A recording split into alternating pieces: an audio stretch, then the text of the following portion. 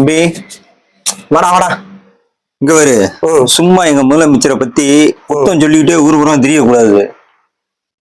நேத்து நடந்தது பாத்தியா? நேத்து முதலமைச்சர் அமைச்சர்கள் எல்லாம் கூப்பிட்டு அமைச்சரை கூட்டம் நடத்திருக்காரு. சரி, அதுல என்ன சொன்னார் தெரியுமா? என்ன சொன்னாரு? அமைச்சரே தப்பு செஞ்சிருந்தாலும் லஞ்சம் வாங்கியிருந்தா தெரிஞ்சவன் தெரியாதவன் எவனா இருந்தாலும் கட்சியில இருந்து அப்படியே நீக்கிடுவாரு. சொன்னது உண்மைதான். அவருக்கு அமைச்சர் யாருன்னே தெரியாது. அந்த டயலாக் கரெக்ட் தான். தெரிஞ்சவன் தெரியாதவன் அதெல்லாம் உண்மைதான். எனக்கு இன்னொரு சந்தேகம்.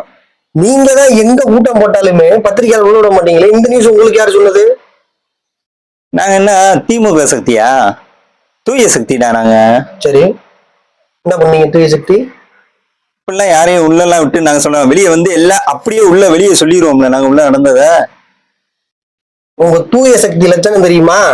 உங்க கட்சியை சேர்ந்த ஒரு பெண் வக்கீல் அரசு வழக்கறிஞரை நியமிக்கிறதுக்கு லஞ்சம் வாங்குறாங்கன்னு புகார் கொடுத்திருக்காங்க, தெரியுமா? அதான் தூக்கிட்டோம்ல. நீங்க லஞ்சம் வாங்குறேன்னு சொல்லிச்சுல அந்த லேடிய. அப்ப லஞ்சம் வாங்கினவன தூக்கல. நம்ம நாட்டுக்கு சனி பிடிச்சிருச்சு. இல்லன்னா விசில் அடிக்கிறவெல்லாம் மந்திரி ஆவானா?